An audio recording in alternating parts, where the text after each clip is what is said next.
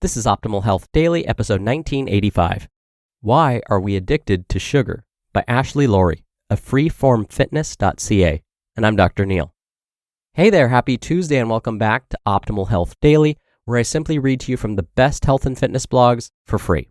And then on Fridays, that's where I answer your questions. Remember, you can send one in by going to oldpodcast.com/ask or email your question directly to health@oldpodcast.com. All right, and with that, let's hear today's article and continue optimizing your life. Why Are We Addicted to Sugar? By Ashley Lawrie of freeformfitness.ca.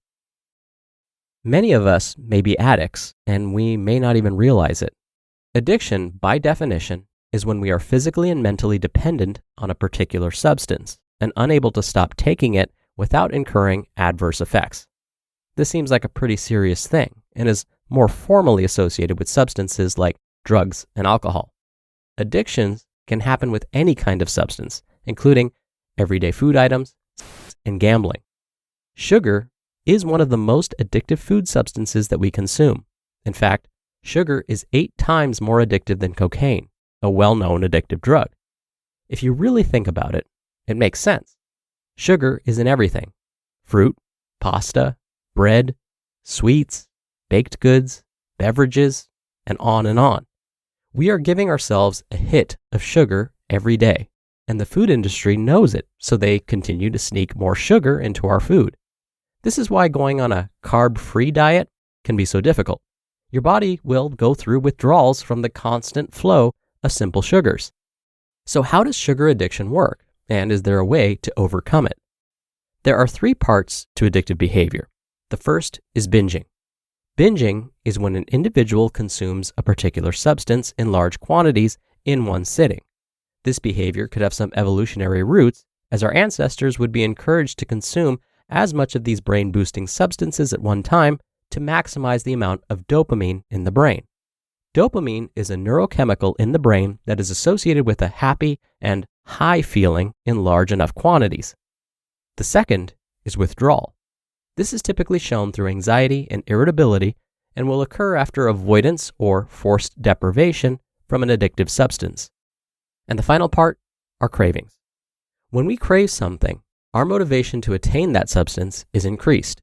People will do crazy things and convince themselves they really need sugar when their cravings are at an all-time high. As you listen to this, you may already recognize that you have experienced these 3 phases of addiction with sugar. You may have been on a diet and have been really good lately, then something major happens, like a stressful day at work, and then all of a sudden you find yourself in the candy aisle at the grocery store. You pick up not 1, but 2 kinds of candy.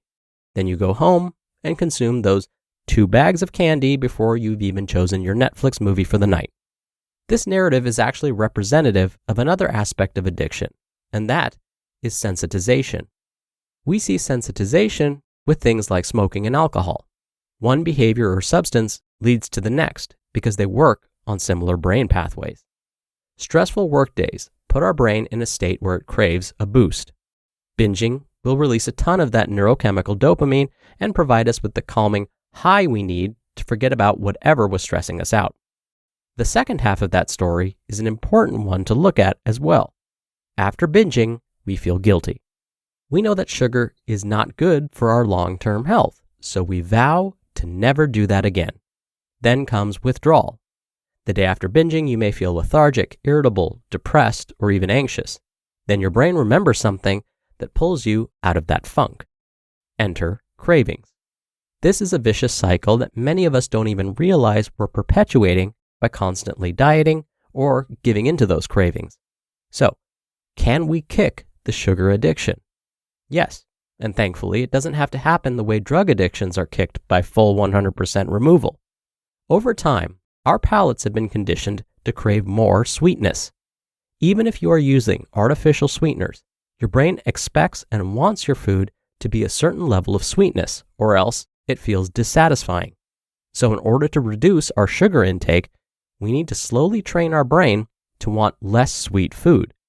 This is common practice for people who want to switch from a daily double-double to a black coffee. First, you order a 2 cream, 1 sugar. The coffee will taste different, but the more you expose your taste buds to this coffee, the more they will get used to it. Then you drop it down to 2 cream, no sugar. Again, you'll have to adjust to the taste of this coffee, but eventually you won't even notice the difference until you've finally gotten yourself down to just drinking black coffee. Maybe it isn't too many sugars in your coffee, but just too many sweets too often.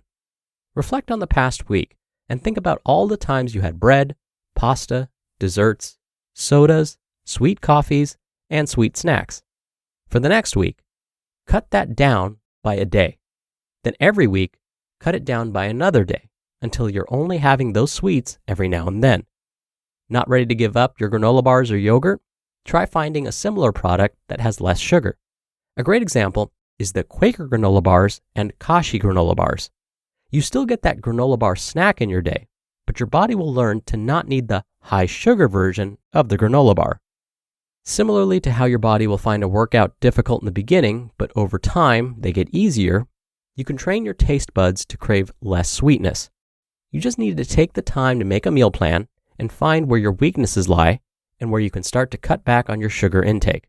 In the case of sugar, abstinence or complete forced deprivation will only lead to binging.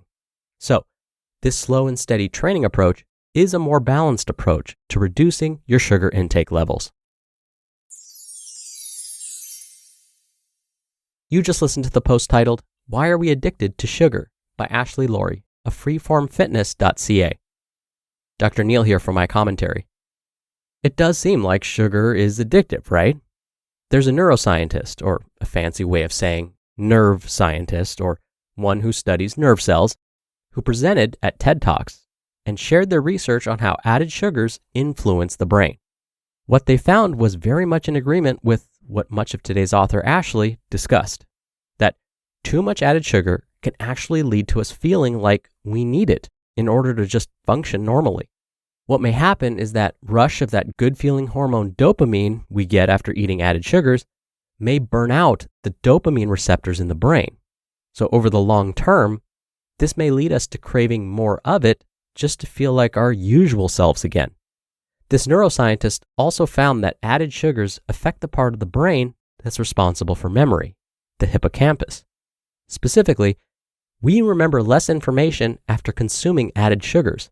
On the other hand, a diet rich in whole foods like fruits, vegetables, whole grains, and omega-3 fats seems to protect the hippocampus, or the memory part of the brain, and as a result, may help our ability to remember things over the long term. All right, thank you so much for being here. Thank you for listening every day. I hope you're having a wonderful week so far, and I'll see you back here tomorrow where your optimal life awaits.